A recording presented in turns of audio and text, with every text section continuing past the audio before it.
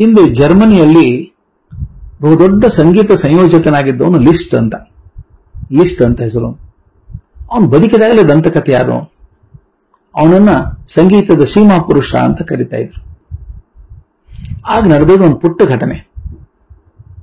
ಆ ಘಟನೆ ಲಿಸ್ಟ್ ಬರೀ ಸಂಗೀತಗಾರ ಮಾತ್ರ ಅಲ್ಲ, ಒಬ್ಬ ಶ್ರೇಷ್ಠ ಮನುಷ್ಯ ಆಗಿದ್ದ ಅನ್ನೋದನ್ನು ತೋರಿಸುತ್ತೆ.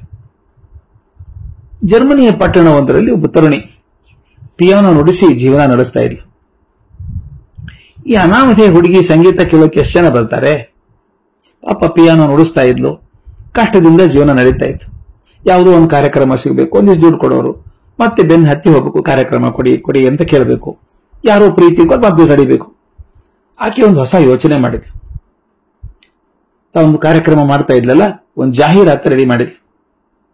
ಹೋರ್ಡಿಂಗ್ ಹಾಕ್ಬೇಕು, ಪೋಸ್ಟರ್ ಹಾಕ್ಬೇಕು. ಆ ಜಾಹೀರಾತಲ್ಲಿ ಕಾರ್ಯಕ್ರಮದ ವಿವರ ಕೊಡೋದ್ರಲ್ಲಿ ಇಂಥ ಜಾಗ, ಇಂಥ ಸಮಯ, ಇಷ್ಟು ಸಮಯ ಎಲ್ಲ ಹಾಕೋದ್ರ ಜೊತೆಗೆ ಅದ್ರ ಕೆಳಗಡೆ ತಾನು ಖ್ಯಾತ ಸಂಗೀತಗಾರನಾದ ಲಿಸ್ಟನ ಶಿಷ್ಯ ಅಂತ ಬರ್ಕೊಂಡೆ. ಲಿಸ್ಟ್ ಅಂದ್ರೆ ದೊಡ್ಡವನು, ದಂತಕತೆ, ಅವನ ಶಿಷ್ಯ ನಾನು ಅಂತ ಹಾಕೊಂಡಿದ್ರು. ಎಲ್ರಿಗೂ ಆಶ್ಚರ್ಯ, ಬೇರೆ ಲಿಸ್ಟನ ಶಿಷ್ಯ ಅಂದ್ರೆ ಕಾರ್ಯಕ್ರಮ ಚೆನ್ನಾಗಿ ಇರಬೇಕು ಅಂತ ಜನ ಬಂದು ನೋಡೋಕೆ ಶುರು ಮಾಡಿದ್ರು. ಖುಷಿ ಆಯ್ತು, ಪ್ರೋಗ್ರಾಮ್ ಚೆನ್ನಾಗಾಯ್ತು. ಹೀಗಾದ ಹುಡುಗಿ ಧೈರ್ಯ ಬಂತು. ಹೀಗೆ ಪ್ರತಿಯೊಂದು ಕಾರ್ಯಕ್ರಮಕ್ಕೂ ಹೀಗೆ ಜಾಹೀರಾತು ಕೊಡೋಕೆ ಶುರು ಮಾಡಿದ್ದು. ಅಷ್ಟೇ ಅಲ್ಲ, ಪ್ರತಿ ವೇದಿಕೆಯಿಂದ ತಾನು ಲಿಸ್ಟನ ಶಿಷ್ಯ ಅಂತ ಹೇಳೋಕೆ ಶುರು ಮಾಡಿದ್ರು.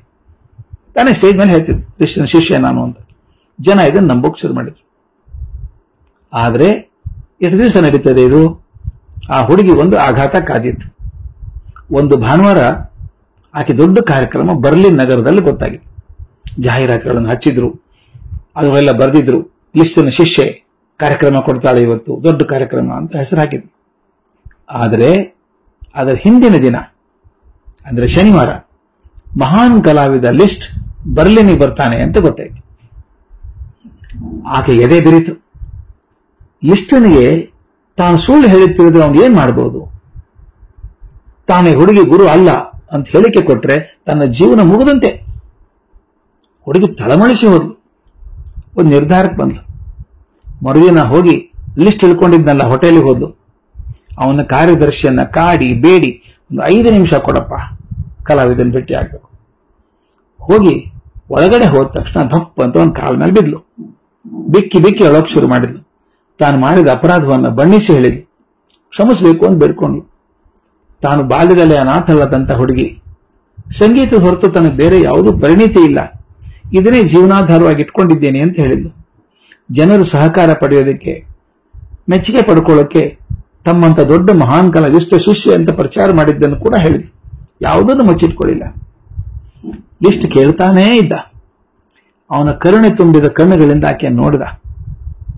ಆಯ್ತು ಮಗು, ತಪ್ಪು ಮಾಡಿದ್ಯಾ ನೀನು, ಇರ್ಲಿ ಬಿಡು, ನಾವೆಲ್ಲರೂ ಒಂದಲ್ಲ ಒಂದು ತಪ್ಪು ಮಾಡೇ ಮಾಡ್ತೀವಿ, ಇರ್ಲಿ, ನಾನೀಗ ನೀನ್ ಪಿಯಾನೋ ನುಡಿಸೋದನ್ನು ಕೇಳ್ಬೇಕಲ್ಲ ಅಂದ. ಆಕೆ ಗಾಬರಿ. ಅಂಥ ಸಂಗೀತಗಾರನ ಮುಂದೆ ತಾನು ನುಡಿಸೋದ? ಆತ ಬಿಟ್ಟಿಲ್ಲ, ಬಾ, ಅವಂದೇ ಪಿಯಾನೋ ಇತ್ತಲ್ಲ, ಒಳಗಡೆ ಕರೆಸ್ದ, ನುಡಿಸು ಅಂತ. ಆಕೆ ಮೊದಲು ಹೆದರಿಕೆ ತಪ್ಪಾಗಿ ನುಡಿಸಿದ್ಲು. ನಂತರ ಧೈರ್ಯದಿಂದ ಚೆನ್ನಾಗಿ ನುಡಿಸಿದ್ಲು. ಒಂದು ಅರ್ಧ ಗಂಟೆ ತಾಳ್ಮೆಯಿಂದ ಕೇಳಿಸ್ಕೊಂಡ ಲಿಸ್ಟ್. ಕೆಲವು ಬದಲಾವಣೆ ಮಾಡು, ಇಲ್ಲಿ ಹೀಗೆ ಮಾಡು, ಇದು ಹೀಗೆ ಮಾಡು, ಧ್ವನಿ ಇಲ್ಲಿ ಸ್ವಲ್ಪ ಏರಿರಲಿ, ಸ್ವಲ್ಪ ಕಮ್ಮಿ ಇರಲಿ, ಇಲ್ಲಿ ಇದನ್ನ ಹೀಗೆ ಮಾಡು ಅಂತ ಕೆಲವು ಸೂಚನೆಗಳನ್ನ ಕೊಟ್ಟ. ನಂತರ ಹೇಳ್ತಾ, ನೋಡು ಮಗು, ನಾನೀಗ ಕೆಲವು ಟಿಪ್ಪಣಿ ಕೊಟ್ಟಿದ್ದೇನಲ್ಲ, ಅದರಿಂದ ಗುರುವಾಗಿದ್ದೇನೆ, ನೀನು ನನ್ನ ಶಿಷ್ಯ, ಆದ್ದರಿಂದ ನೀನು ಜಾಹೀರಾತಿನಲ್ಲಿ ಯಾವ ತಪ್ಪೂ ಇಲ್ಲ. ಅಲ್ಲದೆ ಇನ್ನೊಂದು ವಿಷಯವನ್ನು ಸೇರಿಸ್ಬಿಡು, ನೀನು ಜಾಹೀರಾತೊಳಗೆ ಇನ್ನೊಂದು ಸೇರಿಸು. ಅದೇನಂದ್ರೆ, ನಾಳೆ ನಿನ್ನ ಕಾರ್ಯಕ್ರಮ ಇದೆಯಲ್ಲ ಭಾನುವಾರ, ಆ ಕಾರ್ಯಕ್ರಮದಲ್ಲಿ ನಿನ್ನ ಗುರು ಲಿಸ್ಟ್ ಕೂಡ ಕೊನೆಗೆ ಅರ್ಧ ಗಂಟೆ ವಾದ್ಯ ನುಡಿಸ್ತಾರೆ ಅಂತ ಹೇಳು. ಆಕೆ ಗಾಬರಿ ಆಗ, ಮಾತು ನಿಂತು ಹೋಯ್ತು. ಅದರಂತೆ ಜಾಹೀರಾತು ಹೋಯ್ತು.